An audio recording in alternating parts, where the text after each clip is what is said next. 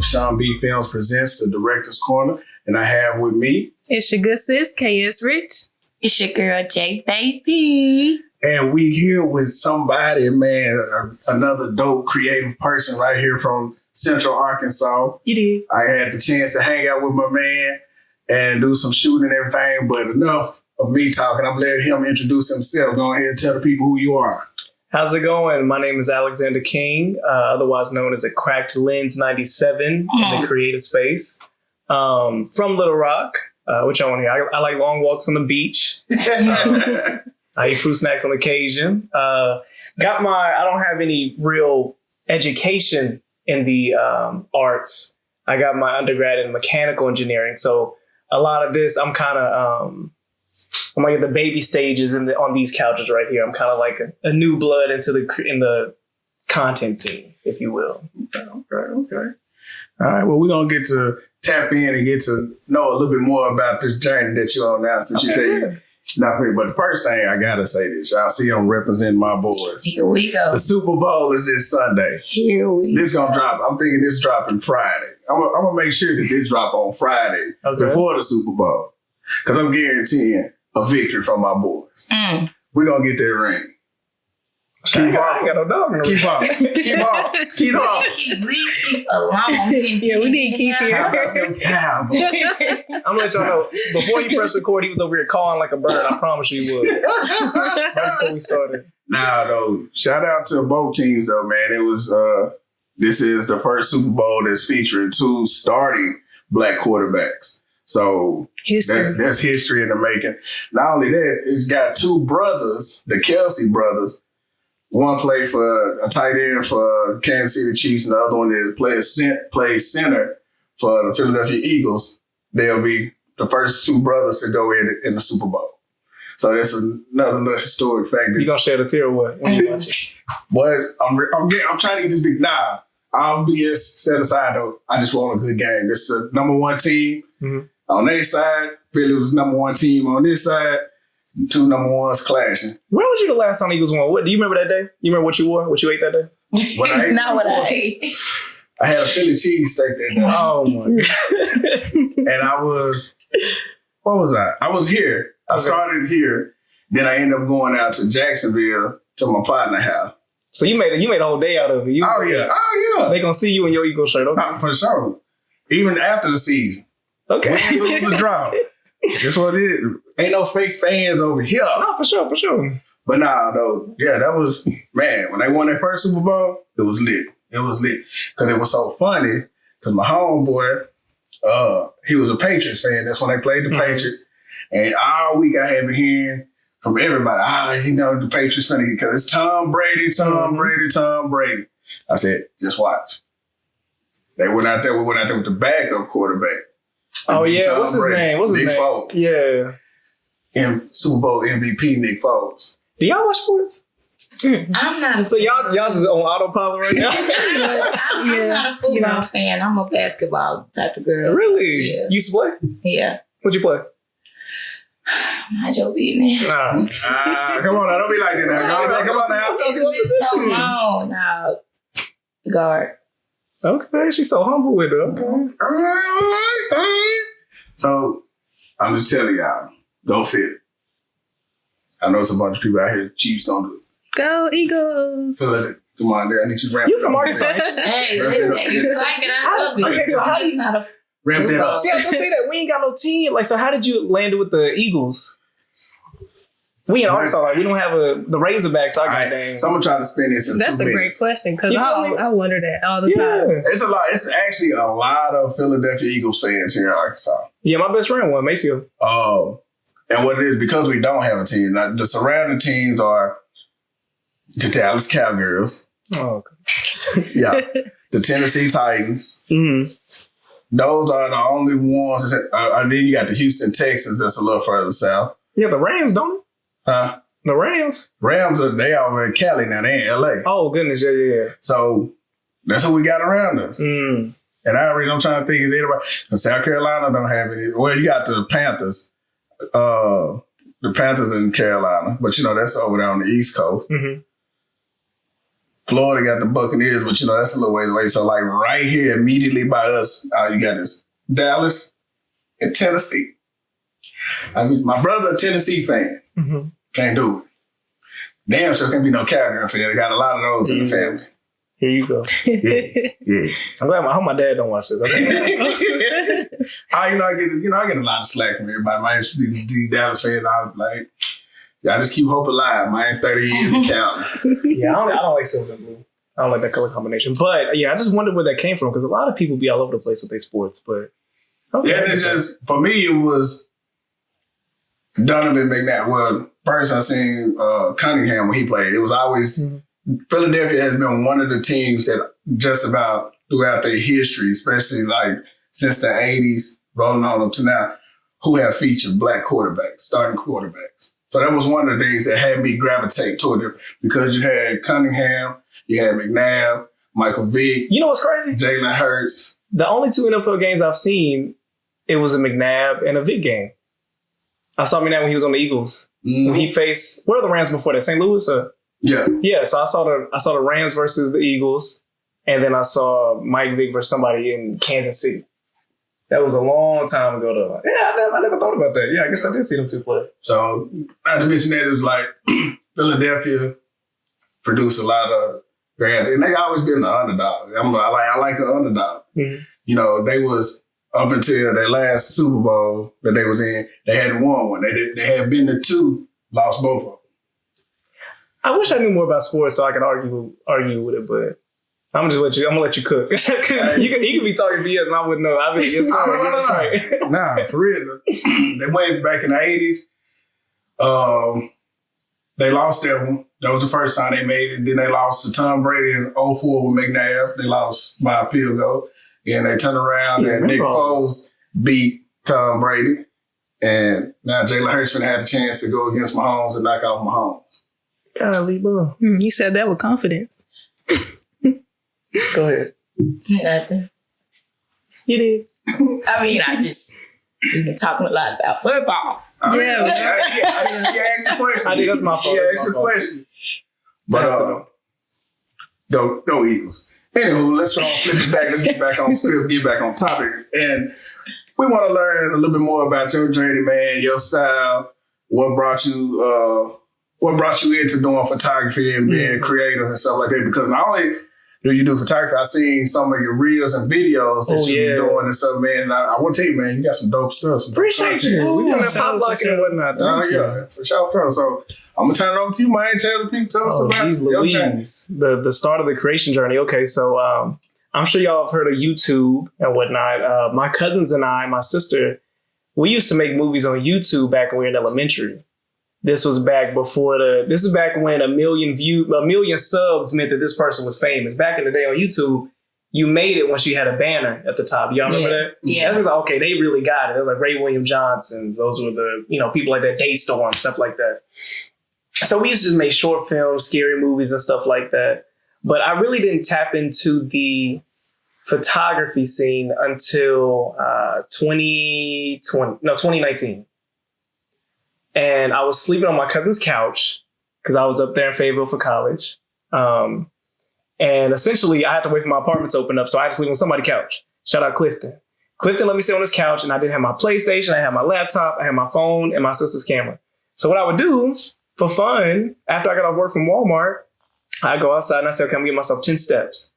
And I'm going to take as many cool pictures as I can in these 10 steps. Come back in the house. Tomorrow, I'm going to go 20, 30, 40. And I literally would work my way down the street trying to see what's the cool things I could take. Bunch of anthills, beetles, leaves, and stuff like that. I'm in this apartment complex. But that's kind of where it started. Making myself get better and finding an eye, I guess. Right. That's kind of where it started. That's very out of the box in a good way, though. Yeah. I felt weird. I'm in somebody else's apartment. I'm in people's driveway taking pictures of, little moths and stuff. But that's really when it started. That's when I made the conscious effort to say, go out and take a picture. I'd say. Dope. Yeah, definitely. Now, you got a lately on some of your work, your photos of it, you seem like you got a special kind of setup that you like. Really? Go to setup. What would it be? Man, you know, the fisheye lens. Oh yeah, okay. What you on right now? So essentially, what's my latest spark? I guess I found out what a fisheye lens was, and I've been eating up. Little Rock is a very low city. We don't have a ton of skyscrapers. We don't have anything but trees. So this fisheye is allowing me to warp the world in a sense. And I think we talked about on your vlog. It's like I'm able to kind of bend this building or this tree or this person. I'm able to make things. I'm not really good at Photoshop. I'm good at Lightroom. I'm good with colors and textures. So it kind of allowed me to cheat without having to learn Photoshop for real. Plus I want to pay for it. And kind of get something different, you know, because I told you I shoot with like a 35, 85, rarely a 50. This 8mm Rokinon fisheye lens allows me to feel like I'm doing something cinematic, something James Bond-esque, if that makes sense. Mm-hmm. So that's been my latest thing that I've been playing with. But other than that, as far as me with creativity, bro, I am still trying to find that style, though. Do y'all think you do camera work? You recently got into camera. Yeah, very little. But he's more into like the camera work. So you tell me, like, do you feel like you found your style? And if not, are you trying to consciously carve that out or what? So that's a good question. Thank you. I found, actually, I don't just limit myself to one style per se. Mm-hmm. I am still testing that. I know I do got my go-to, like what I want to shoot and stuff like that, but I still try to push myself to attempt to do other stuff creatively. Mm-hmm. Like step outside the norm. Because once you start getting into a routine, you'll get tired. You'll get fatigued on it. And then it's like, okay, I don't want to do this anymore. Yeah. And you kind of lose your passion for it. But as long as you continue to try something different or figure it out, okay, I seen something that's really, really neat. Let me see if I can try that. Let me try that to see if I can pull it off. If not, pull it off, get close to it, or do it better than what I've seen. So that's kind of my thing. But yeah, I have found, like I said, I found a style of, you know, how I want to do stuff. But when it comes to and evolve. When it comes to your framing and editing, both. Okay. Because at first, and it just go with over time with learning and really practicing and stuff, especially like with me with film, because at first I was all out sticks. Mm-hmm. And I was like, I'm one of them people, like even from the jump when I first going through school and learning all this stuff, I was in the camera movie because I'm like, camera movie, like this is dope ass shit. Gimbals and whatnot. Yeah. Or then I learned, I was like, I don't really need the gimbal because sometimes if you know how to do the ninja walk, something like that they teach you, you can do stuff handheld or something like that. I like to have complete control. I like the gimbal, but the gimbal doesn't give you that real nice fluid motion because, you know, it's mechanical and sometimes you get a sway here or something like that. Or, you know, stuff like that. So I like to be handheld. Now, using a glide cam give you more control than a gimbal. Mm-hmm. So you can able to get the same shots, you know, same moves and stuff like that. So me, it's just getting all the different shots, different movements and stuff like that, practicing on all this stuff. So now I got a question. Yep. With you and I, that's easy to practice because we actually take a picture and see it and we can compare that to our past work of what the field is doing. You write, direct, you act. So how do y'all go about practicing and honing your skill? Is it looking in a mirror or is it writing to yourself and feeling like, am I moved by this? Like, how do y'all hone that? All those things. Really? Well, for me, most definitely. Yeah, me being a upcoming actress, like just steady perfecting my craft, like watching certain things, doing little skits to myself, by myself. Question. How hard is it to memorize lines? I think that's been the thing I can't imagine learning an entire conversation, the highs and lows emotion for an entire play. And I know for a movie, you still have to know your lines. You can't just be saying line every time y'all play. Right. Absolutely. I've always been good with memory. For me, like even when I was a kid, like I could always pick up on things like really quick. And I even like when I was a kid, I used to do a lot of speeches, like a lot of speeches where I had to memorize a whole like 3-page dialogue. So Excellent. Like Easter speech type stuff. Yes. Okay. Not just Easter speech. I'm talking about Malcolm X, Martin Luther King, and all that type of stuff. So yeah, like, I mean, I wouldn't even say it's one of those where if you got it, you got it, you don't. But it kind of is, because if you're good with memorizing things, then you can really just look at it, glance at it, and be like, okay, I got it. Especially when you know the nature of the scene. Now, that's what I was going to ask. How do you differentiate I just know the lines and still keeping that emotion every time? Because when I did school plays, I couldn't do plays because I felt awkward. Like if the line is a joke, if I say the joke another time, I'm not going to think it's funny. So I'm not going to deliver it well. So how do you stay true? Like, how do you deliver every line like it's the first time you ever said it? Knowing the nature of the scene. As simple as that? As simple as that. Knowing the nature of the scene is going to help you, approach your lines in the same way every time. Because say, for instance, if you read a line but you don't know the emotion of the scene, you don't know how you even gonna move in that scene. Like certain movement in a scene kind of helps you with your lines, how you gonna deliver them and all that. But just knowing the nature of the scene is very, very helpful when it comes to acting. You ever sat with your character? Never ever sat with my character. Method acting, is that what they call it? What do they call that when it's like they have to mentally be that character for like a week, a month? Is that what it is? Mm-hmm. You ever had to do that, or has it kind of been more so, are you waiting for that role to kind of... Definitely waiting. Okay. Definitely waiting. I haven't had that experience just yet, but... That's exciting. Are you scared? Like, does that make you nervous to know that you could be somebody? No, it's not scary. That's what you're doing it for? Yeah. Okay. Absolutely. So I must speak on that, because I don't know if you knew this, but before I started doing film, I started doing acting. Really? Yeah, I got a minor in theater arts. I've been doing it since high school. Okay. Got a few awards and stuff. Man, learning lines was some of the hardest. And I got a good memory. Mm-hmm. It's just learning is more than just memorizing lines, because you can memorize the lyrics to a song. Mm-hmm. But actually having to become that person is one thing to know the line. It's another to deliver the line. And you got to know the other person's line as well, because you got to know when to come in. You got to know the nature of the conversation. Mm-hmm. And you got to be able to know when that line started, when they're stopped, when you're supposed to start. And you got to have it flow, back and that arch back and forth, and know how the scene is supposed to be dictated and goes. That's why you do run lines with a partner, even if it's just somebody else who's not actually in the scene with you. Like if me and you was running lines, say I'm in a movie or I'm in a play, hey, read this character for me. Yeah. You know what I'm saying? Read this character for me. And so we'll go back and forth. Now, over time, I got better.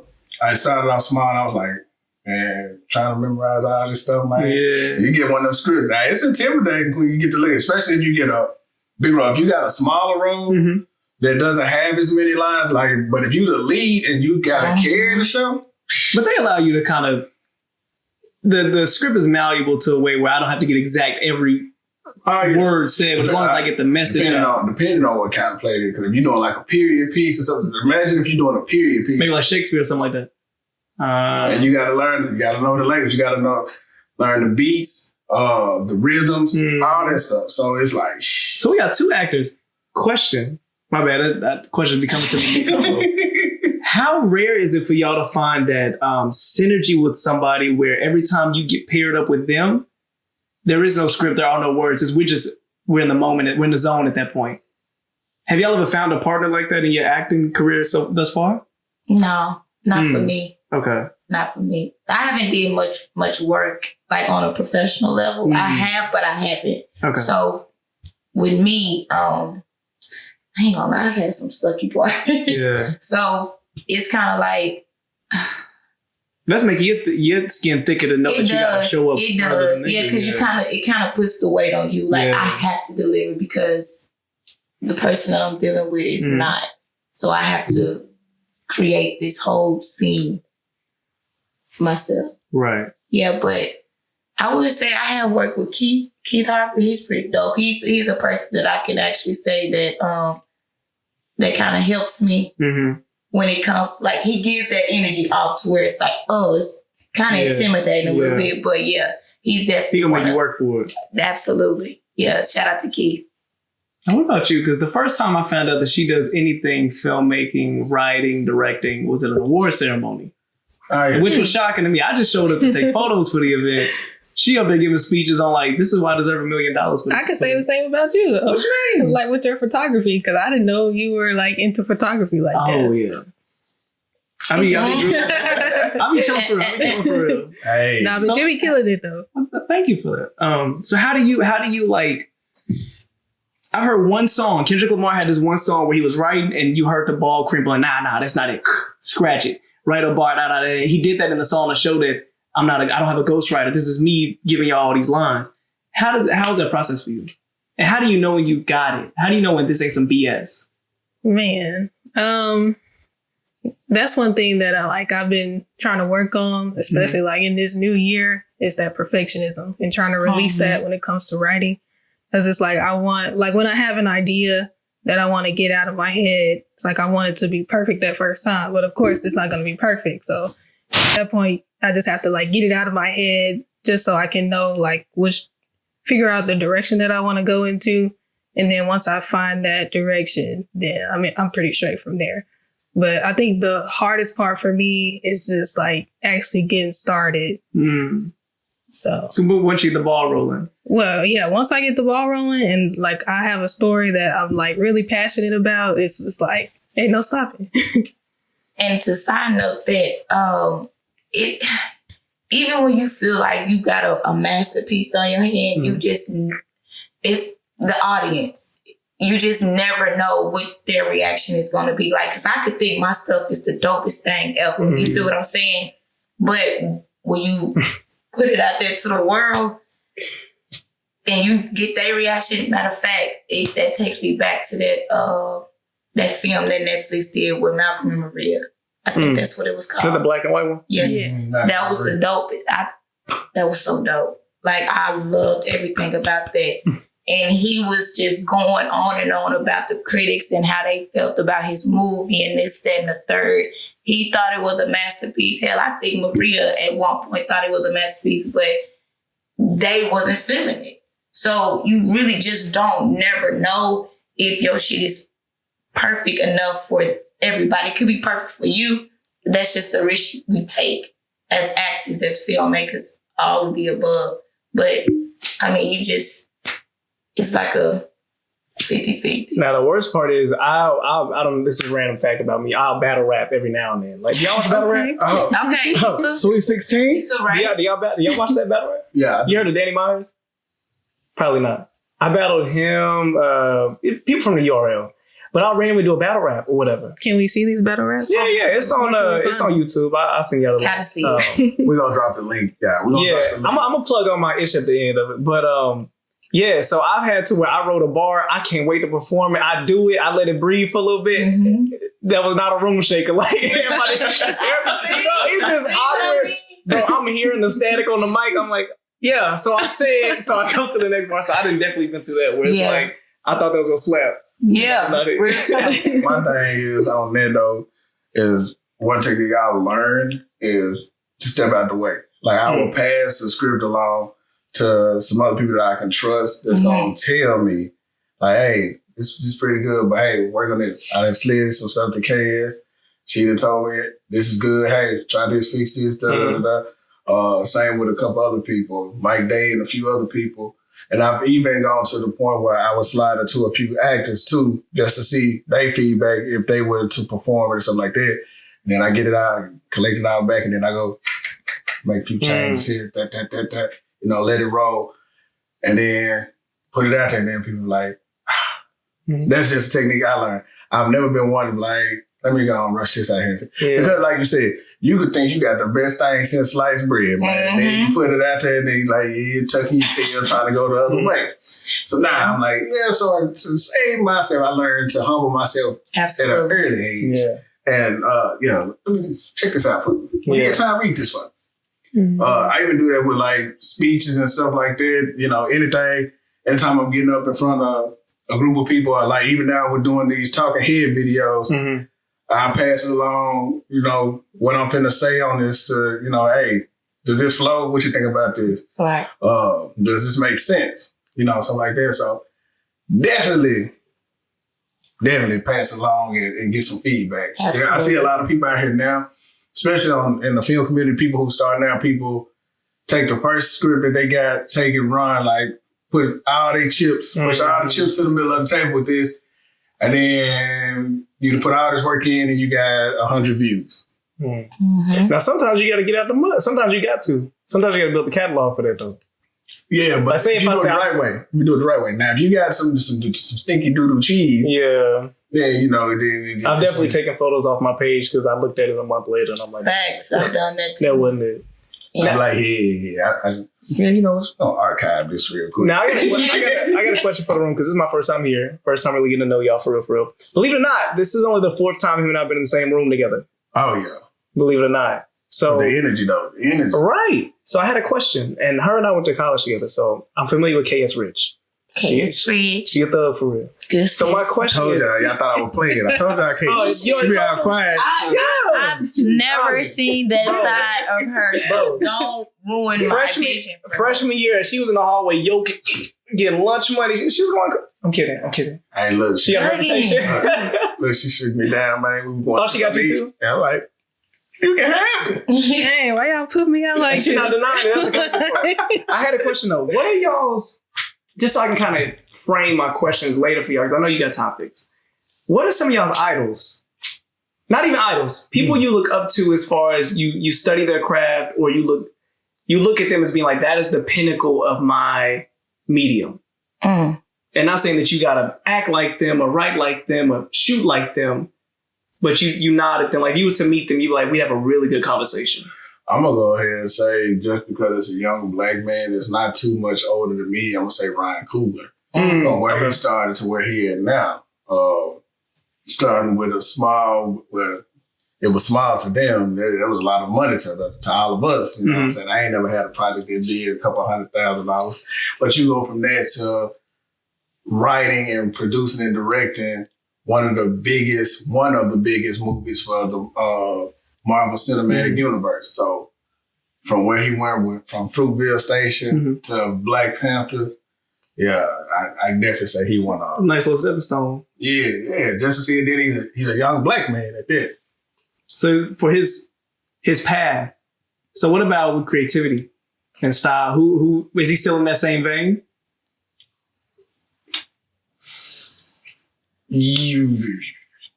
My thing is, the style, his style of how he does things, as far as directing, like, you can't deny the way Black Panther looked, how it looked, the acting, the flow of the movie, stuff like that. But just going back to even Fruitvale Station and taking that, I'd say somewhat. I got a few other people. I got a few older cast. Who?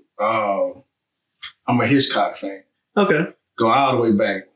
First horror movie. So I'm a horror movie buff. You got the black and white films over there. Yeah. You know, I like John Singleton. You know, you got Steven Spielberg, a lot of these folks, you know, so it's not all just black. No Spike Lee? Yeah, I mean, I'm finna get to okay. I was gonna say, hold on now. So it's like, it's different. Right. Yeah. Depending on what it is. Like, I'm looking at these people who paved the way and stuff. And just, like I said, Ryan Coogler stands out to me the most right now because he is a young black man. Like I said, we right around the same age, and to see how he then flipped it. Like, him and Peele are really I can't forget about Peele. Jordan Peele, from where he was at doing comedy and stuff, like really stepped into this director and producer role for films. Like, dude went next level. Like, it's very interesting because so many. Right, with even the Tyler Perry's taking up, because you were in a church movie. Seeing him I remember we used to all get them little tiny skinny little DVDs with that had the plays on it that they was selling at the barbershop. Watching him go from that to where we had about 10 of them in the household to why did I get stuff like that? Crazy. So what about you? TV shows. Me, you got TV shows now? Yeah, you got seven. I have a favorite, but I got like a top 5. I'd like to hear. Angela Bassett, Taraji P. Henson, Neil Long. Yeah, the Mount Rushmore of black lead female actresses. Because that's the angle that I want. That's the lane that I want to go in. Angela Bassett alone, but yeah, definitely Neil Long, Taraji. Sanaa Lathan. Okay. And she's not black, but I love her. Sandra Bullock. Really? Yes. Was she the one in Bird Box? Mm-hmm. Mm-hmm. Who do you think out of your 5 that you just named has the best emotion in their scenes? Angela. Really? Yes. Not Taraji P. Henson? Taraji, she does. She brings out that fierce, that she brings that energy. She does. She does. And she's different in every last one.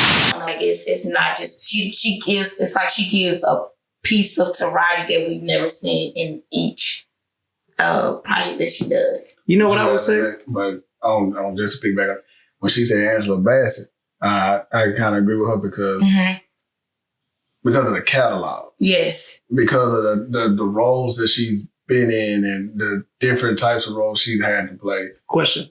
Yep. When you think of Angela Bassett's catalog, what words come to mind? You mean like movie titles? Right, for the character she played.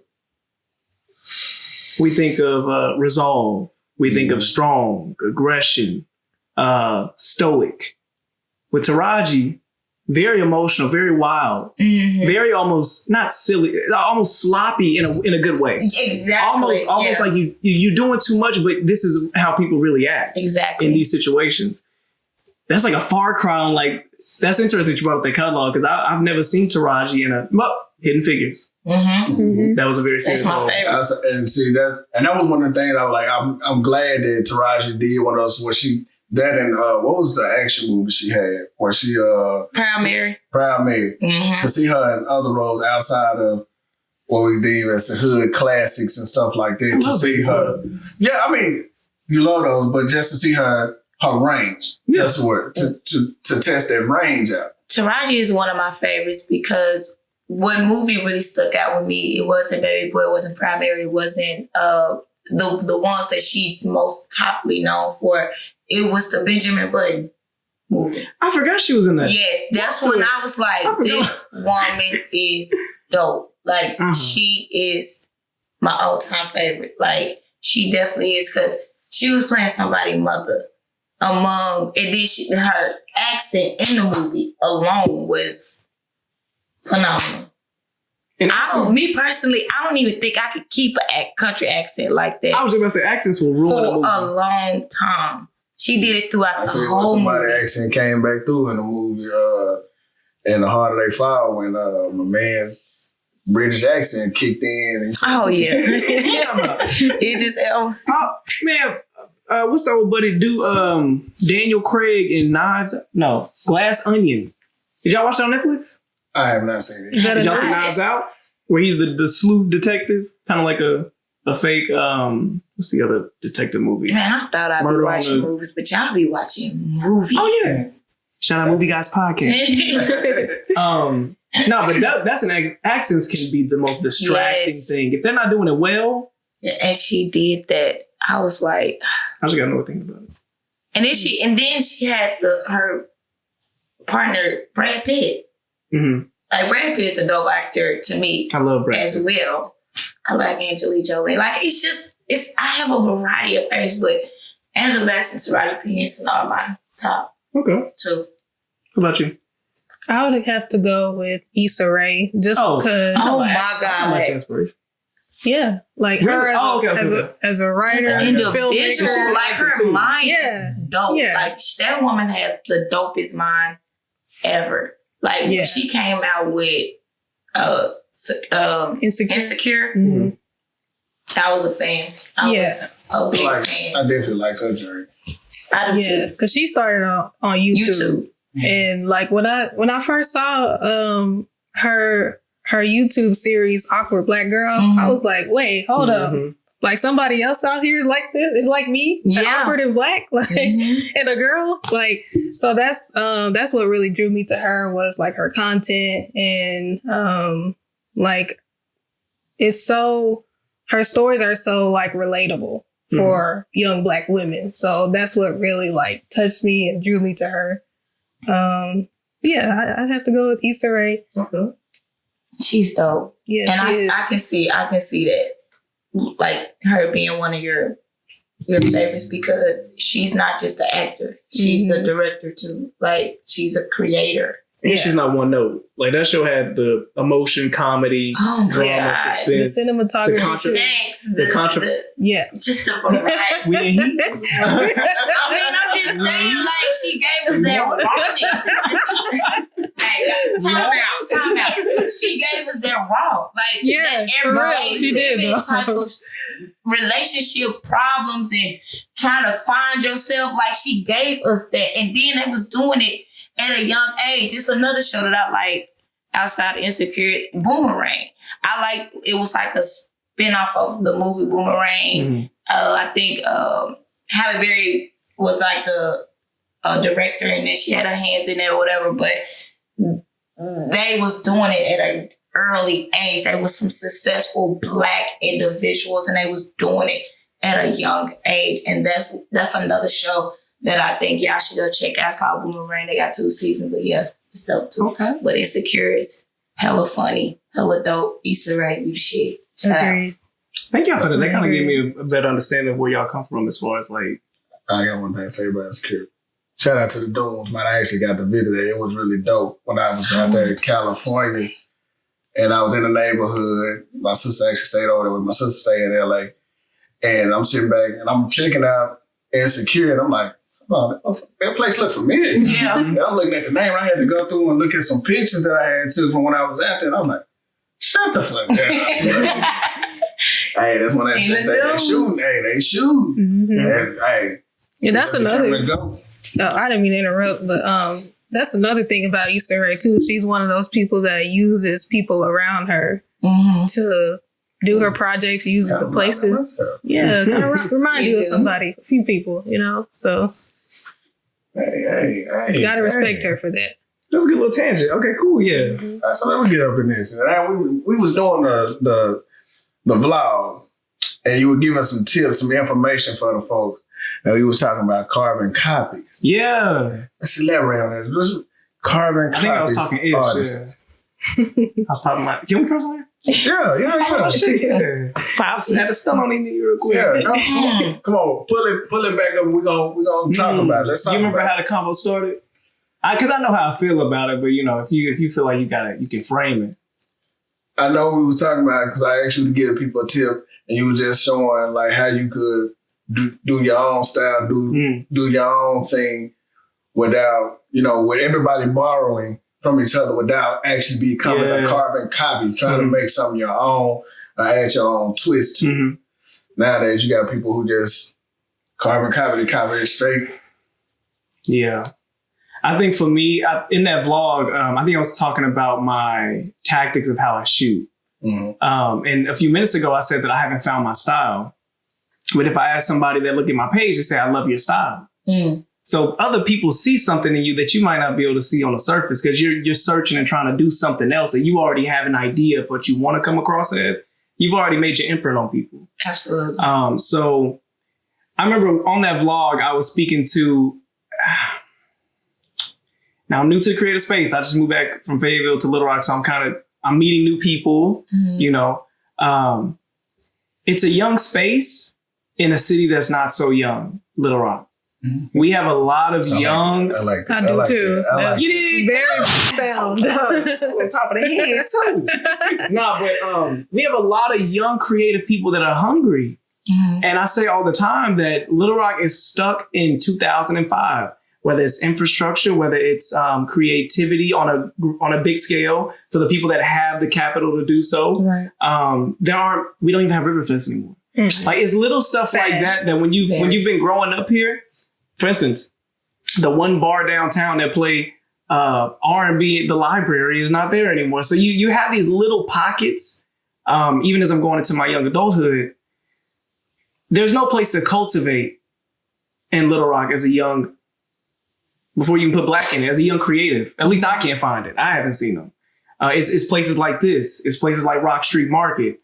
It's the little vendor pop-up shops. It's the content creation day we did at Modern Light. We kind of have to make that lane for us because we're not a Chicago. Right. We're not a New York. We're not a location that you can just walk outside and be inspired because we have this culture over here. This discourse does this, that. We don't have that. Ooh. What? I thought I offended like that. No, I just like what you're saying because I agree 100%. And you feel it when you drive up and down these streets. Other than the holes you find in the street because the roads are trash, drive on Asher. The one piece of culture you'll find in Little Rock is that on Sunday nights you're gonna see some cars. Mm-hmm. Sunday nights you're gonna see some big asses, some cars, some niggas with chains. You're gonna see the cool stuff. You're gonna see what shines nice in the night light, I guess. That nightlife. Nightlife. But when it boils down to it, what do we have? We have a couple clubs. Facts. Mm-hmm. We have a bunch of rundown buildings that have old cars that ain't a mechanic shop no more. It's a parking lot for somebody that don't want to, feel like driving or whatever. So we don't have 9th Street anymore. You feel me? Mm-hmm. There's no place for us in a city that's not predominantly black, but we have a lot of black folk here. So I'm on a tangent. I say that to say, when you're in a place that it doesn't feel welcoming to you, and you feel like you kind of have to carve it out yourself, there's a reason why you're doing this. There's a reason why you bought the mics, the lights, the setup, because you see a lane that's not being occupied. Someone like me, someone like KS Rich, we come in and you're kind of like that. You're not the gatekeeper, but you're allowing access. You feel me? You're creating this platform for us. So when you come in the creative space, it's easy to attach yourself to what's already tried and true.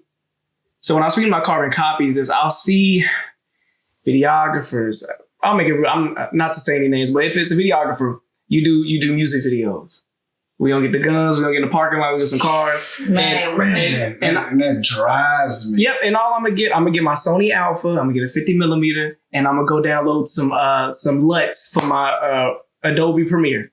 And we're going to make some cool transitions so we can be like the rest of the rap videos. I'm a photographer. Oh, instead of challenging myself to give a different view, I'm just going to book a studio and make your skin super soft. That gets tired. Mm-hmm. And maybe since I'm a creator now, I'm not I'm not consuming it just to be like, oh, it's so cute, it's so fun, I want one. I'm looking at it like, my nigga, is that all you can do? Right. Because now I'm looking at you as a colleague and a competitor. Now, I've taken a step back from taking clients, but I'm looking at the field and I'm really asking myself, you'll see me post on my story. I'll be like, who's shooting better than me in Little Rock? Honestly, who is more versatile? And so you got to stand on that. It's like a rapper or a basketball player. I'm the best on the court. Who's going to stop me? You have to come in with that aggression. If you really love it and you really have a passion about it, whether it's video games, sports, I'm the best and prove it to me that I'm not. So when I come in and I it's not a frustration. It's more of a, don't you want better? Mm. Don't you want to make preacher? Man, what you said?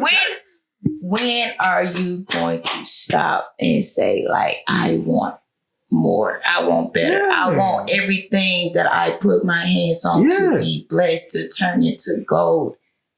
And you'll never be satisfied because as long as you just keep going into your craft, that it's I don't even know. That satisfaction of accomplishing something is to everybody, it's going to be like a big win. Mm-hmm. To you, it's like, okay, I just accomplished this goal. Now I got to go and create another one. It's thankless. All the work you've done is thankless until they see you get that big role. Exactly. I just told y'all how I was taking pictures of bugs and plants for a summer. Exactly. When people see my photos, they don't think that I was sitting here. That's where my name came from. My first camera was from my mom. She didn't use it no more. It had a crack in the lens. Every one of my pictures had a big smudge in the middle. But to me, this picture was fire. Yeah. So a cracked lens was born. People see my photos. They don't see the time, the research, the money spent. They see that's a cool photo. I want one. Mm-hmm. They don't see the lines you sat there, stayed up all night. They don't see you going butting heads with your partner because you just like, can you just do your part so I can shine as well? Right. They don't see the scripts that didn't make it to the screen. They don't see the people that you counted on to learn these lines, learn these roles, and they flaked on you, whether it's cameraman. Like we've all ran into the hardships of being a content creator. No one asked us to do this. And my man preaches to the masses. So that's what I'm saying. Like when I say that carbon copy, I'm looking at you as, if I'm seeing you as somebody that I want to see be successul, don't limit yourself because you think this is what somebody else is doing and it's gonna work. Because now you're not a creator, you're a hustler. Yeah. And there's not wrong with making a dollar, but where is the What's the word I'm looking? The passion, the integrity. That's the word I'm looking for. Yeah, see, my thing is this too. I just peeped what you said about who out here shooting better than me. Mm-hmm. And only people that are taking offense to what you're saying is those people who envy what you got, who want to be you instead of being themselves. Mm-hmm. Because I tell people like this, people tell me all the time how great my stuff is, how, you know what I'm saying, that it moved them and stuff like that, man, you know, if we joke around, folks be like, go this and go that, and I'll be sitting there like, nah, I ain't seeing it because I'm still hungry. I ain't there yet. I ain't there yet. Your magnum open, you still trying to find it. Yeah. I said, I appreciate y'all. And I'm a very humble person. Now, I know I shoot some good stuff, some good content, stuff like that, and I done got a hell of a lot better with the camera and everything from where I started to where I am now because I put keyword time in. That time, hours, yeah. Right. Yeah, to learn and to try to perfect my craft. You know what I'm saying? To evaluate. So every time I do a new project, I'm evaluating the stuff that I did wrong, or not necessarily wrong, that I was lacking in. How am I going to make it better this go around? And that's what I've done from the start of my journey to where I'm at now, and I still ain't done yet. But what I was saying, getting to that part is don't try to be like the next person. Exactly. It's cool to draw inspiration. It's cool to try to attempt what somebody else has done, but don't go and try to be that person because now what's the word?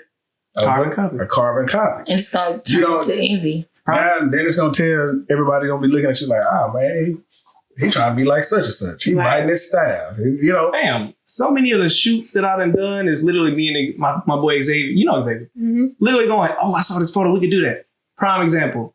Spike Lee made I'm going to sit down and I'm moving, but my body's not moving, my background's moving behind me. You know that trolley system he has? You can see that on a movie and be like, I could do that. Why didn't he do this with that? That would have been fire. You build upon it. You don't have to reinvent the wheel, but add a spoke to it. You feel Preach, me? Man. Preach. Hold up, add a little spoke to it. That's how your what's they called? Oh my God.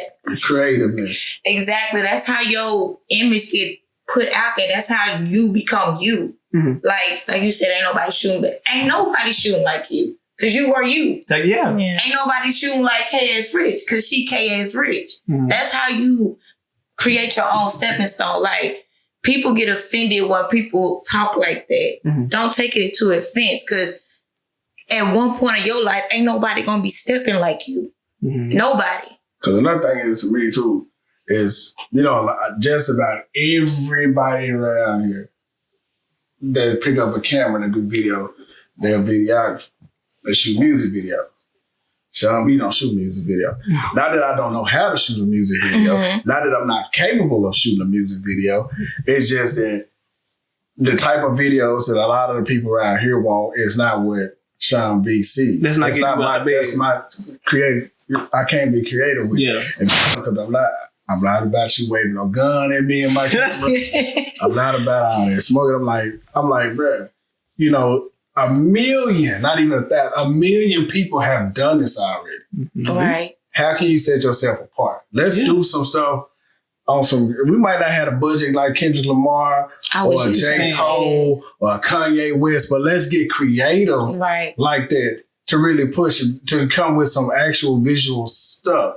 Now, one thing I can say is in the music videos, it's a lot of people out here that make good music videos, a lot of videos, but I'm going to go ahead and I'm going to say this. Live Maze set the bar in Arkansas. He did. For videos because, he got those clients who still want to do that, you know, the hood gangster video, but he took his to another level and those well-paying, I'm guessing, I'm not counting his pockets, but the well-paying clients, you can see because on his price list, he give you where you get the storyline. He come up with you know what I'm saying, the whole script and everything and really map it out. And he pretty much making you a little miniature movie, a short film. And that's what I've been looking at like this. I'm like, when I see music videos and drawing inspiration from music, I want to make shit like Michael Jackson was making. When he did his song, all his songs stood out because Michael Jackson had some dope ass visuals to go with every song that he did make. He had a storyline. And it was a storyline. He had the cinematography, the choreography, that dope cinematography. the makeup artist for whatever he needed, special effects. Dude went all in for his visual, and his stuff still getting played now with the young folks. Yeah. And I mean, I don't be aside. Michael Jackson was just ahead of his time. Of course. When it came, especially with the vision. But it's just going with that, like, pick your lane, man. Do you. Pick your lane, for real. And don't be a what? Carbon cotton. Oh, that was going to be All right. So we're going to move it along.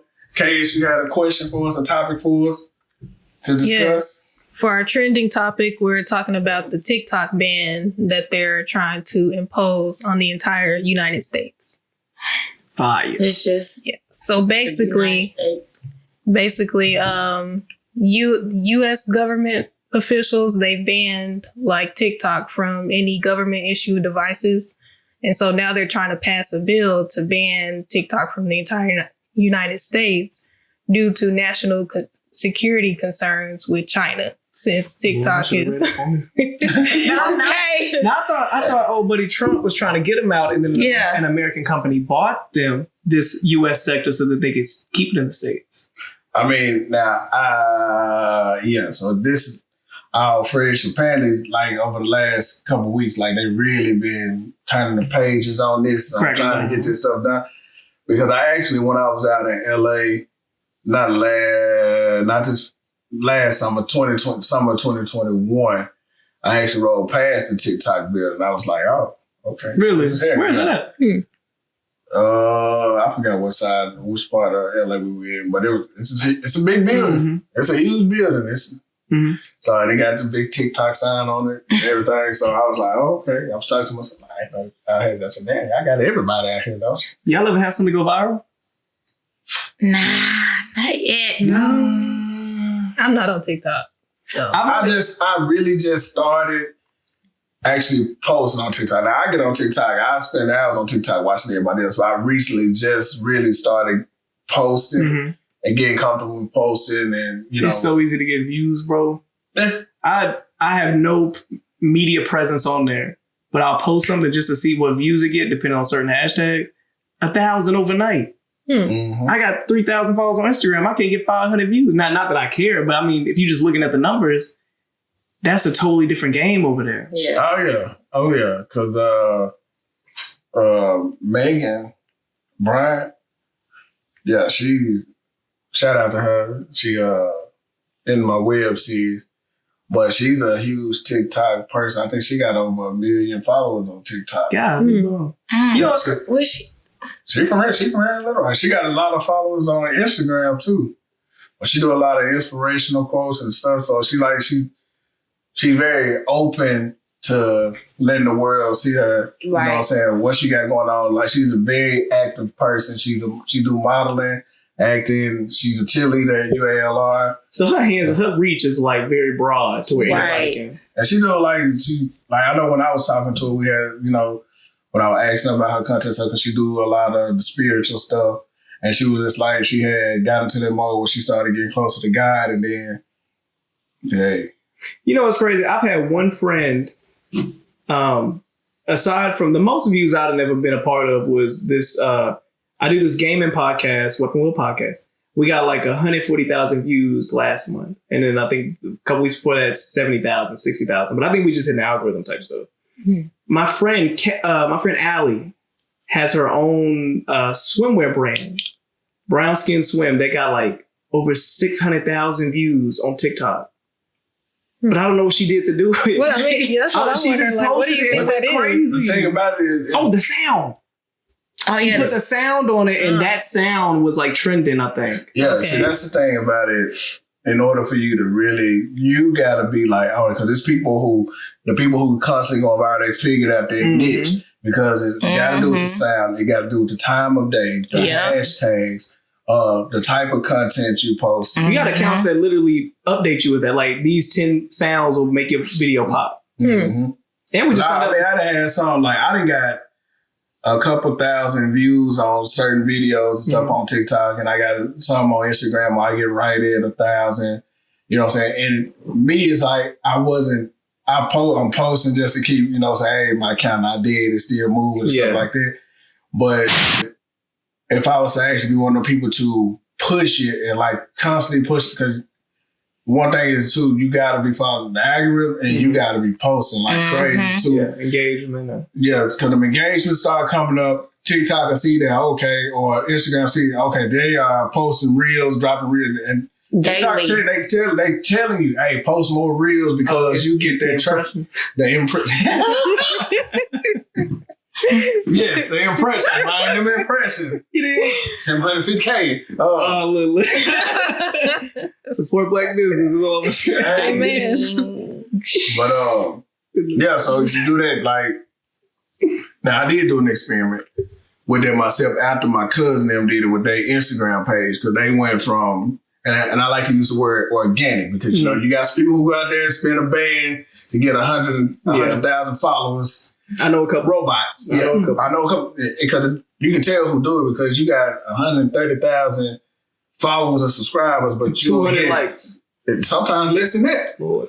So I'm just like, the math ain't math. Yeah, of course. We know this. So, and you only got like 150 views and you got 130K. Come on, man. Mm-hmm. But anywho, so I watched them grow theirs organically. They just started posting what they did a couple's channel on Instagram. Mm-hmm. And when they started giving marital advice and stuff like that, and they started really studying and following the algorithm. Mm. And they had went from like a couple hundred followers on Instagram to they had like 3K followers the next day. So they grew overnight. The videos, so they kept posting them. And I think now they up to like 31K followers organic. It get deep because these platforms give you the numbers. They give you your analytics. They give you your locations. Even with podcasts, the app, I don't know if you heard of Anchor. Yeah, that's... Anchor tell you what country, the demographic, the age, gender, all of that. So they give us the numbers if you want to play with it, play the game. Just so but you definitely got to be committed. Though. You can't do it once and then think, oh, it's gonna take off now. Mm-hmm. Your timing is everything too. Mm-hmm. They give you the time of days when most traffic is on the app. Mm-hmm. Or when the most people viewing, most times you see people around lunchtime, they on lunch, they taking a break if you at work. At school, half the kids sitting there on their phones anyway under the desk scrolling. Mm-hmm. So, you got to definitely follow the numbers. It's definitely a numbers game. You scared about TikTok? Like when you read that, was you like, oh God, no. You don't care. I knew it was starting to get serious when I seen that UALR had, and a lot of the whole U of A system, banned it on their servers. Like, wow. A lot of colleges did that, like across the country. Yeah, so like them people who, were using school data to the Wi-Fi. Use it out, you can't do it now. Wow, I did not know that. That's deep. So you gotta bring your own data now. I guess, shoot. But I'm like, it's something to say. They're gonna have a hard time. I mean, they definitely gonna have some pushback if, trying to put it into law, they're gonna have some protests. Because people, now you get into people money and stuff. I was just about to say that. Do you think the paid off TikTok? I was just about to ask that. Do you think them banning it is because of the money that TikTok is pushing out to those people? Nah, they worried about national security from it's China. Few and far between actually getting paid from TikTok. I mean, we've been saying this since YouTube before the AdSense. I don't know if y'all remember Machinima. People used to have contracts with certain YouTube companies that would sit there and give you a certain percentage if you get a certain views or whatever. We've been seeing this since YouTube. Twitter even said now, when people get a hot tweet and then they be like, oh, y'all want some glow in the dark lamps? They just have random ads and people paying them to post it since it's right. Twitter getting a cut of that now. Back then, I'll pay you whatever. Now Twitter has to see a piece of that. So we just seen them basically capitalize on the money that they know is flowing. I done watched a lot of YouTube influencers like getting outside deals with different companies, different brands and stuff to promote their stuff. Like, especially the guys who got all the views for the comedy skits and stuff like that. Like Big John and all them guys. 85 South Show, all them dudes. Yeah. Just to stop for a second to talk about such and such. I know in 1 minute they put the whole team on and everybody was getting a check from Chime for promoting them doing a YouTube I see a video. Manscaped. The ball shavers. It's always the ball trimmers every time. Every video I watch. Manscaped, now they got Bluetooth. You see what they marketing towards us? Ball trimmers and then Bluetooth. That's all we ever get. Yep. And I don't even got the Bluetooth for the women. The women taking them. Huh? For what? What are those? Y'all couldn't. It's like a. It's like that little honey. Oh, those. I ain't never needed that. I ain't never had it. I'm scared. I'm gonna wake up with extra arms. But yeah. So TikTok people, how y'all feel about that? People about them trying to ban TikTok. I know just about everybody on TikTok. If they're not on TikTok, you can watch the TikTok video. Somebody done shared a video or two. Exactly. So no. I think they'll be fine. I've been around since Black Planet, nigga. We just seen social media. Oh my God. We just seen Bebo. We just seen Kick. We just seen all the ones back from the pretty day, MySpace. Hey, but you know what's crazy though? How TikTok, Foursquare. It'll be crazy because TikTok just blew up, like really blew up with the pandemic. Mm-hmm. Before that, were you in there when it first came out? No. Cool. Oh my God. When that first came out, very, very distinct group of people on there, like furries. Y'all know what that is? Mm-mm. What's that? People that dress up as like animals and mascots. Yeah, so it was that community where it was like on some. It was very niche. I'm gonna say that. That's why I never get on TikTok. I can never get on it because I was like, okay, I don't think this app. Yeah, I don't think this app is for me. Like it was a bunch of like, and I like anime, but it's like anime, the fur. It was a certain type of community that I was like, I don't think my content would. I don't know what to post. Right. You feel me? But TikTok didn't get folks the avenue because TikTok to me right now is leading everybody outside of even YouTube because a lot of people are running to TikTok to get their content quick minute. Now they can expand it to 3-minute video. Well, they got YouTube Shorts now. Yeah. Where do you think YouTube got it from? Instagram, Facebook. I mean, they all got a form of TikTok. Yeah, Facebook, TikTok. They all got a form of it. Because it came through. Yeah. But like the most talked about social media app right now. Everybody is on it. Like, at first it started with Facebook. Everybody shifted to, split between YouTube, Instagram, Twitter.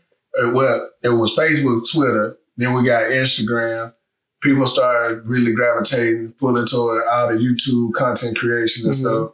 Came back to that. Then when TikTok took off during the pandemic, man, it was crazy. It's very interesting because we're the same age, right?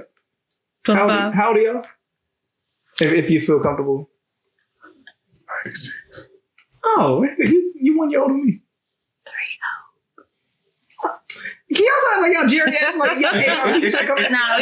I'm 30, y'all. I'm gonna say this: all of us on these two couches, I would consider us internet pilgrims. That's actually shout out to that's our YouTube channel he's at. As internet pilgrims, we were young enough to discover the internet and actually lay the framework of what the internet came to be. Yeah. When we was little kids, what the internet had? Google. It had that rotten.com where you saw the little gore stuff. Oh my goodness. And, you feel me? It was bare bones. It was bare bones. Yeah. We played The Sims and we played Flash games. Social media for what it is now, that was us playing with that. You feel me? So it's interesting to kind of see just how this landscape, we went from glittery SpongeBob on MySpace to TikTok getting banned. Like we've seen all of it. Yeah. And I think that's so interesting. I feel like seeing the first car. You feel me? Like it's really cool. What a time to be alive. Yeah. Because nowadays somebody without a social media, you kind of look at them like, why? Why not? You feel me? At one point you had to force people to make Instagram. Or like get on Twitter, get on Instagram. You had to force them. You feel me? Yeah. I didn't get Instagram till like high school. And everybody else was on there. My mom let me get a Facebook. So I missed out on a lot. I didn't get on Twitter until I was in college. Oh, you was good, man. Damn Twitter. And when I left college, I immediately got off. I said, let me tell you about me and Twitter.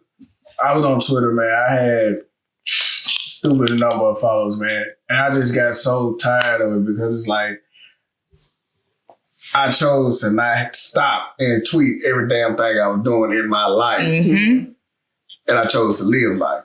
So I was like, I ain't got time. I needed an assistant or something to tweet for me. Really? Sean is out here doing this. Sean is out here. Really? Sean is on the road doing. I ain't got time. You was moving like that? For me, Got me tripping all over the world. That's how that's saying. for me, Twitter was just too messy. I'm not a messy person. Yeah. Like Same here.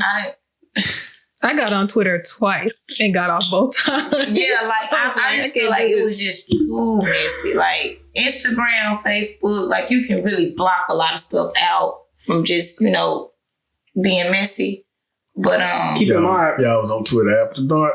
Oh, I wasn't on see messy. that was BT Uncut. Messy. Listen. I don't do messy. But every social media Because got I'm a their, whole side patient out here. I don't do none of that. every social media got their own like personality. Like Facebook Yeah. for the family. Yep. I Instagram. remember, man, I do remember when Facebook first came out, bro. You was poking girls. What was you doing? Man, I used to hate when folks poke. I was in high school. Now you used to Well, giggle. what's I feel like people poke you like, No. stop poking me, bro. Nah, but man, from what Facebook, I really hate Facebook now because Me with all too. the ads and all this, I'm like, bro, y'all just really too. So now you get on there, it's like Play Farmville. Yeah, well, I'm so glad that's over with right now. Man. When they Getting get an out invite back. every day. Somebody wants some coins. But I can say it has changed the world of social media. Facebook, it was amazing. At first, if you grew up in the MySpace area, MySpace was everything. And I never had Facebook a came MySpace. along. Facebook was kind of bare. Never. You gonna make me. Okay. Question. Y'all seem overstimulated by social media to a degree. So how do you navigate content creation if you're over the social interaction? No, I'm just really getting into it. Like I would post. I used to post like crazy. Then it's like I took a break from it. It's like trying to keep up with it because like at the time, like with me, especially like photography. So you want to keep posting so you get clients. Mm-hmm. And then for a minute, I was getting clients without posting. So Exactly. Yeah. So by that time, my name was being tossed out there, or people would tag me, or people like go check him out, or people who I had shot for, they just showed them their photos. Now me, I would throw some up on my story quicker than I would make a post. Oh, of course, yeah. Because you ain't got no commitment to that. Yep, it's up. It's up for 24 hours, and poof, it's Catch gone. it if you catch it, yeah. Yep. And then a lot of people, you'll see a lot more people. I've noticed that a lot more people tend to engage and look at my stories. And I ain't talking about, you got the people who like, I just clicked on one. Now, like you go through, especially like if you one of the people who post a lot on your story throughout the day. Like I know it's me and you do the site that we'll post like 8, 9, 10 slides on the story. Let it sit all day. And let it sit out there and you get your people come through there and, I remember one, especially on Facebook, I had 500 people that came through and viewed my story and stuff like that. Instagram the same way. So I'm like, what the fuck is all the likes at? So weird. Or people that like my story, like the same story. And I'm like, I did this. I seen somebody else do it. They was like, man, I post on my story and I get a lot of reactions and stuff like that, but I make the post to stick on the page and I get like 30 likes. I'm gonna be honest, bro. I literally think it's because it's less work to click the first story and let them play or just tap rather than swiping and reading and looking. Because there's been times where I open Instagram, I'll see the first, whatever's at the top of the news feed, I click the story and then I get back to it. I won't even swipe down. I'll just close out. I don't know what it is. It's like I'm turning into that, not a zombie, but it's like the easiest access of just engagement, I guess. Yeah. I know another thing too. I've been really training myself to limit myself when I do get on. Yeah. Like most of the time I'm on social media, I'm at work and I work overnight and I got time, man. I'm trying to pass the time up. But like during the day, I've been watching my show. I've been binge watching this show, man. I had to start it from the beginning. What show? The Walking Dead. The very first. Really? Yeah, man. I started 3 weekends ago, season 1, episode 1. I'm on season 6 now. Have anybody seen the originals? Episode 16. Episode 1 is a goated episode in TV history. Walking Dead's episode 1 was the epitome of this is different. Mm-hmm. I wonder what other show. I'm about to think about that.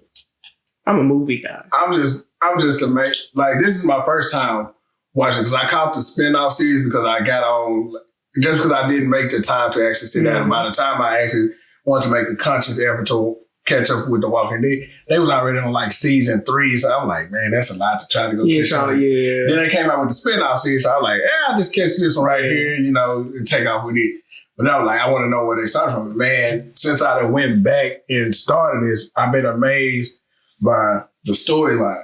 Because they got 11 seasons. They got 16 episodes in some of these seasons. Just to get to 11 seasons, 50-minute episodes, and the storyline, it keeps getting evolving and getting better. There's no lack. It's constantly building up the hype.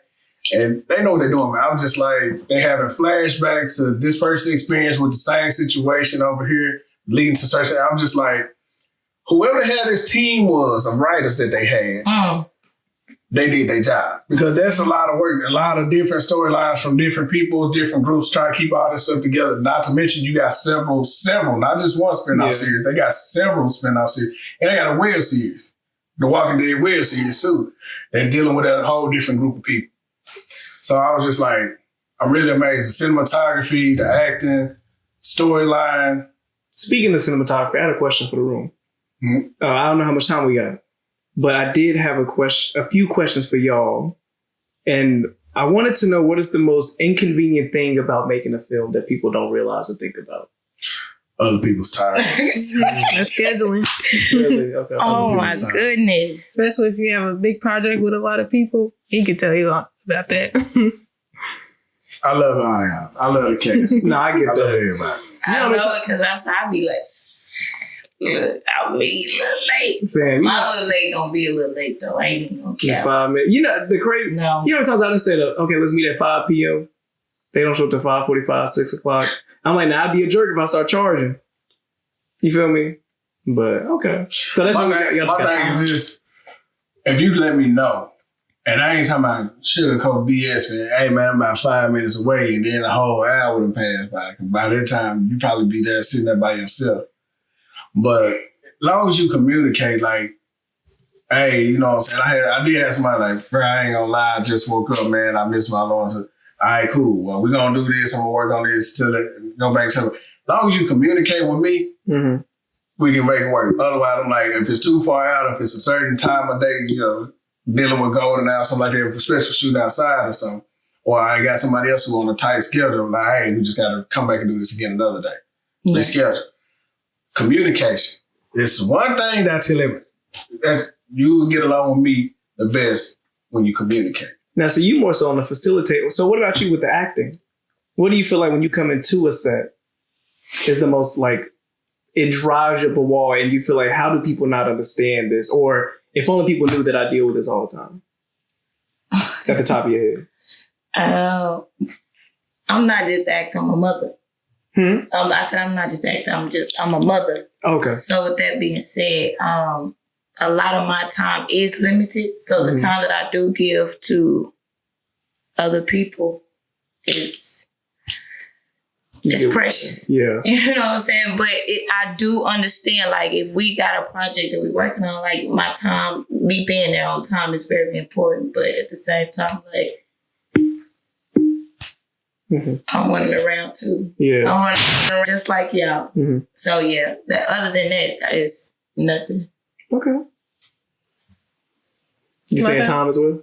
Yeah, I think that's the biggest time inconvenience right there. I believe it. In this industry, time is very important. Because time, the thing about it is, if you don't start on time, say if you got it all your day blocked out, now what if you, and a lot of people don't understand this, if you don't actually work behind the scenes and stuff like that, when you get to bigger sets and stuff like that, everybody don't own their own gear. Everybody not Sean B, who went and invested in a lot of gear. You know what I'm saying? My own stuff so that I don't have to go rent. But there's going to be a time or two where I might have to, especially when we get into bigger projects and stuff that I want to do, where I might have to go rent some gear. So now we talking about money. Time is money. Money is time. And so now that rental fee, so say you late and you throw out the whole shoot day. Guess what? Now I got to re-rent this stuff again because... And don't let it be an outdoor shot because we only got... It's going to be at 5 o'clock, the sun going down, and this is supposed to be a 12 p.m. shoot. And that's it. So that's one of the things that people don't understand, that like time to go into, especially like if you got a makeup artist on set that's doing makeup, you got a crew of people that's there like to help do special things on set. Say you need to make it rain on your set for some reason. You gotta have somebody there manning the water pumps and stuff like that. Just anything like that. When you are late or you know what I'm saying, you're not taking it as serious as everybody else, right? You can throw off the whole schedule. Or you got people who traveling in town, or people that's traveling from one set to another, because you got some people who be double booked shooting on 2 sets, and that schedule got to be on point. So your team got to be solid. You got to be solid. So that's why me personally, when I do try to film or put a schedule together, I like to push mine like 2 weeks in advance. If I can. Now, if it's just one of them things where we waiting on weather to break and we get a good, I'm like, hey, y'all be on notice. We might be shooting this day. Just heads up, you know what I'm saying? Something like that. But it's rare that I'm like, we're going to shoot the scene the next day. I don't do that. That's crazy because I just now hearing you say all that, you have to wear so many hats. Like that's project management, that's people relations, that's problem solving, that's being creative when you might not have and you gotta be quick on your feet with. You can't be patting your feet because you got a whole team of people. Especially like if you got a set where you got 5 or 10 actors and 5 or 6 crew members, you got damn near 30 people waiting on you to make a decision for us to either make or break this, you know what I'm saying, this day. And my thing is I don't like wasting folks' time. So I'm like, hey, we shooting, get you out here, let's go. I think I kind of saw you get into that bag at the Micho Film Labs. I think I kind of saw you, what? I probably pronounced it wrong. I thought that's how you pronounce it. At the Micho? Micho. What did I say? Micho? Yeah. Yeah, I kind of saw you get into that because I think you kind of directed that whole shoot, right? With the... Yeah, I kind of did, step in and kind of go so we could get the flow going because we was on time sensitive. It was time sensitive. Yeah. Because of the next stage of the event, which was the social networking. And what we were shooting and demonstrating in the workshop, they had to take to the editing room to try to hear. And that was a task in itself, trying to take something that we just shot and spend it in an hour to come back so we can watch it. Yeah. Yeah. So that was a fun experience though. It was. Yeah. It definitely keep you on your toes. And for those people who really want to challenge and film, I don't not to get sidetracked. If your city has a 48-hour film project, do it. It'll definitely test you. As a writer, an actor, director, cinematographer, editor, it'll test you because you got to do it all in 48 hours. That's kind of tough. I've been trying to do that with photography. I literally have been putting polls out saying who's trying to go versus. I want to do a photo versus right now. I got somebody who, man, we did one of the little portrait challenge thing, so I'll definitely connect y'all. Hey, I definitely connect y'all. Bro, we can do that. Hey. We can do that. I'm going to hit him up and tell him, because he was telling me if I find some other people who want to do it, to let them know. What's his name? What's that name? I'll probably follow him. Man, you can put me on the spot. Nah, I can't think. We can come back to it. We put his name at the bottom of the screen. Yeah, I put it at the bottom of the screen. Ding, ding, ding. Alluring Creations. That's what it is. Alluring Creations by Bobby Tim. That's the name of his photography. Mr. Bobby Tim, shake my hand. It's Wall. It's Wall. He said whoa, not war. Whoa. All right, so Alex, we're going to get ready to close this one on out. Oh, yeah. Before we go, let's get your 5. Give us 3 to 5 tips for the fellas for Valentine's Day. It's right around the corner. Right. What were we talking about? We said lotion, make sure your heels moisturize, stay hydrated. That's 2. Try to find enjoyment in the tiny things. You gotta have a giant chocolate and bear. Cook a little dinner for her. You feel me? Go get a little cookbook. That's 3. Be fiscally responsible. I didn't have some Valentine's where I sat here and went negative because the big bear at Walmart was 120 and I only had 80. Ooh. What else? This is back in high school though. So, what else? Oh, get some roses that don't stink. That's a good one. Just get some flowers that. Yeah. Get something that's cute, but ain't gonna have me smell like you just put some manure out in the front. Y'all know you're gonna build it, and you're like, God damn. They put some manure out there. I'm building this thing. Woo! That's my 5 tip. I love flowers. All right, J baby, give him one quick tip.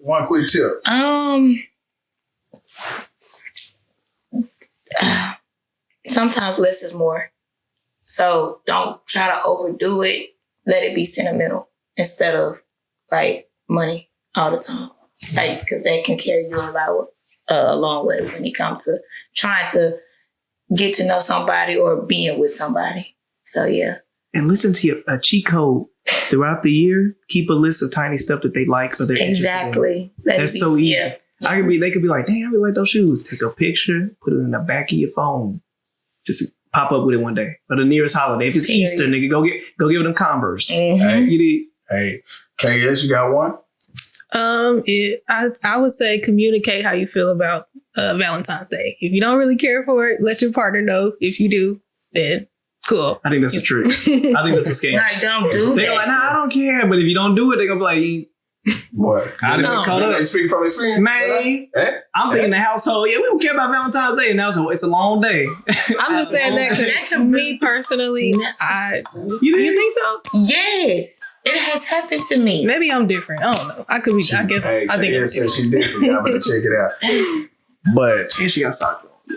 I just want to say thank you to my brother, Mr. Alex King, a cracked lens. Hey, we appreciate you for stopping through. We're going to wrap this one up with final thoughts on the episode. We're going to start with J Baby. Give us a final thought. Final thought. I really didn't do too much talking. I did more listening to Alex over here, but my final thought was just reading the room, staying consistent and time. Value your time and value other people's time. So, yeah. All right. Brother Al? I really enjoyed this convo. I don't get to talk with creatives like that often. So this is very therapeutic in a sense. Mm-hmm. I appreciate y'all for giving me this space and platform to come hang out with y'all. Is this where we do our plugins, our shout outs? You can go ahead. This your boy Leather Satisfaction with the Will Podcast, Life on Easy Street, Movie Guys Podcast. Tune in. Get it. I don't need to read nobody. I like that. I need that. All right, KS. It's your good sis.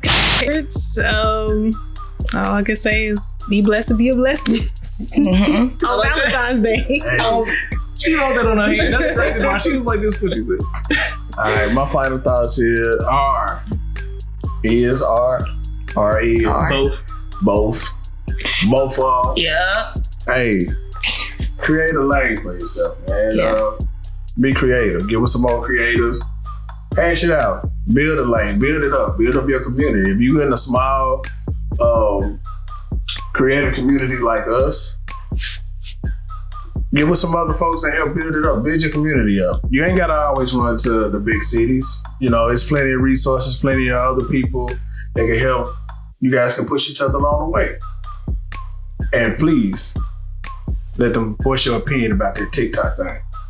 But I am your boy Sean B. You can find me on Instagram at official Sean_B. You can find me on Facebook at Deshaun T.Berry. You can also find us on YouTube at Sean B Films. I forgot. They got the little tags now. All right, so it's your good sis, KS Rich. You can find me on Instagram at ks.richardson. This is Alexander King. You go on Instagram, AK9SVN. Stands for Alex King 97. And I'll be there. Tap in. It's your girl, J Baby. You can find me on Facebook at Jessica Lockhart. And Instagram is Jessica.CN_, y'all. Stay tuned. Hey, we out. My final thought, though, one more thought is go Birds. Really. Oh, my God. We out. We got this. Good take. Here he goes. We out. We got this. Fly Eagles fly, baby. Posters before the game. We out.